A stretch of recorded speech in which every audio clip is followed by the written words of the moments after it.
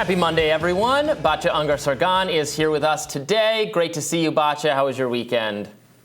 It was great. It rained, and I dearly love the rain, so I was very happy. How was yours, Robby? Didn't do much. Played a lot of old video games. Worked on a little preparation for Dungeons and Dragons. Real hardcore nerd stuff. So we should probably move on and just get straight to the news. So yeah, let's just do that. Florida GOP Senator Marco Rubio has sent a letter to Pfizer CEO Albert Bourla on the company's alleged gain-of-function research. It reads thus: I write in response to troubling reports on Pfizer's intention to mutate the SARS-CoV-2 virus through gain-of-function or directed evolution, as detailed by Pfizer Director of Research and Development Jordan Walker, alleged Director of Research and Development. As has been proven time and time again, attempts to mutate a virus, particularly one as potent as COVID, are dangerous. If the claims detailed in the video are true, Pfizer has put its desire for profits over the concerns of national and global health and must hold itself accountable. Rubio is referring to a Project Veritas video released January 25th. We talked about it on the show last week. It shows a man allegedly identified as Jordan Tristan Walker of Pfizer Research and Development and Strategic Operations, who was caught on camera saying perhaps Pfizer was maybe essentially mutating the virus so the company could develop vaccines and profit from it. And this has all yet to be verified, so please take it with a grain of salt. In fact, Pfizer responded to the allegations, denying that the company has conducted gain-of-function research or directed evolution research, saying, quote, working with collaborators, we have conducted research where the original SARS-CoV-2 virus has been used to express the spike protein from new variants of concern. This work is undertaken once a new variant of concern has been identified by public health authorities. This research provides a way for us to rapidly assess the ability of an existing vaccine to induce antibodies that neutralize a newly identified variant of concern. We then make this data available through peer-reviewed scientific journals and use it as one of the steps to determine whether a vaccine update is required. So, Robby, what is your take, first of all, on Pfizer's point that this is a sort of much more controlled, smaller version, than the original gain-of-function research that potentially led to the entire COVID outbreak? A, I want to know your thoughts on that. And B, I want to know your thoughts on how this information was gathered by James O'Keefe. Where are you on that kind of journalism? Sure. I think on the first question, it's just really hard to know for sure. In fact, it's impossible to know for sure whether Pfizer is just kind of is spinning this or whether the initial accusation was itself a kind of spin. And this is a point that actually Senator Rand Paul has really hammered home on, that okay, call it what you want. We don't want this kind of thing being done. He'll say gain of function is being done. And then Dr. Fauci, when they would, fight each other in the Senate, Dr. Fauci would say, no, what you're describing isn't precisely exactly gain of function. I'm talking about this thing, and this thing isn't being done. And then Senator Paul will point out that's kind of semantics. We don't want this other thing that clearly both things fall into that category shouldn't be done. That's what the concern is over. So I'm getting a little bit of that. Now, all that said, the initial accusation is coming from this person who is part of an undercover video sting with Project Veritas.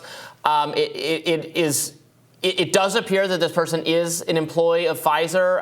A lot of information about him kind of was disappeared. I think he deleted his LinkedIn or took out information from it. That kind of stuff was happening. So it's been very hard to verify that they were indeed talking to someone who worked at Pfizer.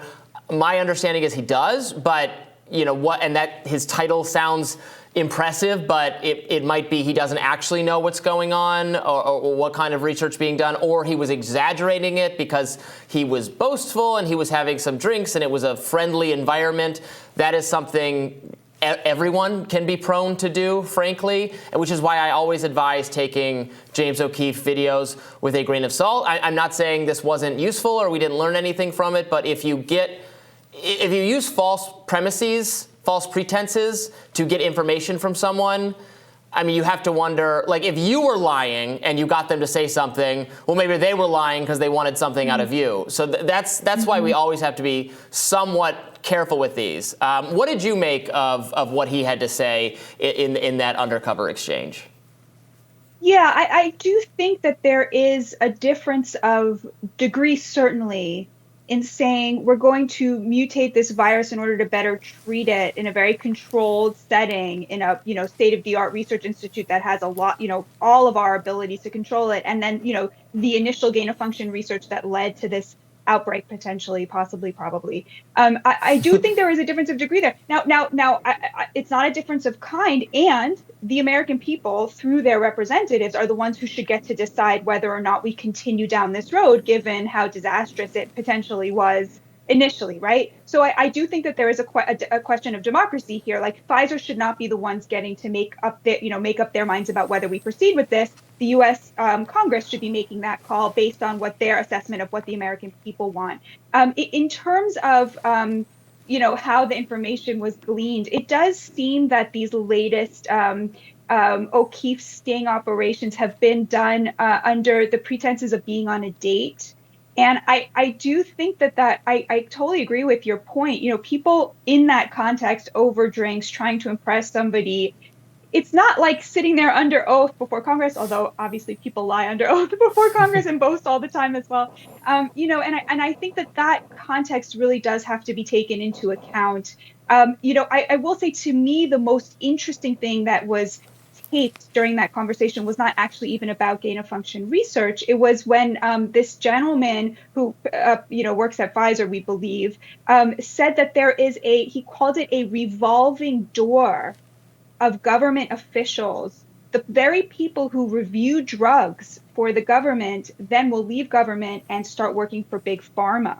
And now I don't think he was sick, even if he was not saying this with any special insider information about that from Pfizer. That is just a fact. It's obviously substantially true. And it's a real problem. And it is really something we need to think about. The point he was making was that this makes them a lot less likely to be tough on big pharma while they are government officials, because they know that they're going to be going there to work afterwards. And I think that's a real problem for the American people. It's really something that we need to, there really needs to be accountability on that front. So to me, that was a much more interesting point than the gain-of-function research. Yes, and he said it was similar to the phenomenon that takes place in the defense industry with defense contractors. He said it's the exact same thing. So he was certainly saying things that are true or ring true on a variety of fronts. And he was saying at one point that in the closed-door meetings where they talk about what kind of research they're going to do or what kind of their strategy is, it does not match what they say publicly about what they're doing. And that's concerning. That's a kind of whistleblower type thing. Now, of course, actually, let's play. We've got a clip of O'Keefe confronting this man, allegedly Jordan Walker, that was released subsequent to the initial video. Let's see a little bit of that. Hey there. Is this seat taken? You work for Pfizer. My question for you is, why does Pfizer want to hide from the public the fact that they're mutating the COVID viruses? Is this real life? I'm literally a liar. I was trying to impress a person on a date by lying. This is absurd. Please don't touch me. Well, this is not. By the way, don't tell anybody. Someone who's just working at a company to literally help the public. You f***ed up. You really did. Please bring the cops as soon as possible. I'm really very unsafe. Yeah, so the guy freaks out when he's ambushed by O'Keefe, and it becomes clear that it was under false premises that he was lured there, which it's not a pleasant thing, obviously. I don't like the tactic of tricking people. I think it's it has to be applied very. It should be used seldomly in a journalistic context. It's one thing. Now, of course, these are weighty issues at stake. Obviously, Pfizer has massive wealth and government contracts and has been so involved in our lives over the course of the pandemic. So there are big things at stake, which might, for the greater good, necessitate a dubious or a dishonest tactic. Ideally, if this guy has information that the public deserves to know about how Pfizer conducts its research and the revolving door and all that, ideally, you don't trick him into saying something about it. You recruit him as a source and develop a rapport and a relationship, and then eventually, from a journalistic standpoint, eventually you ask him to show you documents or something of that nature that substantiates what he's saying. You know, you do it that way, and then it's above board, and then you can trust much more, you have much more faith that what he's telling you is true. Whereas in this context, we're all kind of left thinking like, oh, that sounds bad, but, you know, maybe he had a few drinks. He was trying to, and he says there he was boasting to try to impress a date. I don't know. It leaves you kind of with a bad feeling about the whole thing. Yeah, and indeed, during the conversation, he keeps saying, like, jokingly, without any, thought that this could possibly be the case, "You're not recording me, right?" And, we know, for example, there are certain states that outlaw recording somebody without their consent. It's by a state-by-state basis. So I don't think we know where exactly this was recorded. But, journalists are not allowed to commit crimes in the process of reporting. I agree with you. There's a tension here because on the one hand, it is extremely important that we know what is happening at these big pharmaceutical companies, and we often don't get the information that we want. And now, Senator Rubio is going to be looking into this, which is something I'm very happy to hear. On the other hand, it does. There was something about this conversation. One of the most important principles in journalism is, that we report on things that are of interest to the public, and that we report on people who are of interest to the public figures, and there's something distasteful about ruining somebody's life in this way, who is not a public figure, who is not a public representative of this company, who was lured onto a date, somebody, probably lonely, hoping to meet somebody, right? Not somebody who is a figure who is representing a company. It's one thing to do that, get the information, and then maybe write an article about it. But really, it did leave a bad taste. I think you put it really well. And that confrontation, you see the panic in this man. I mean, the way that that video escalates. There's a physical altercation when he realized what exactly happened. So I think it is a complex question. It's very important, the information. What exactly is Big Pharma doing? How are they treating this virus? Are they making it mutate? Are we? These are really important questions for the American people to have access to. On the other hand, is this the only way we can really conceive of getting it? Couldn't Congress have, found another way?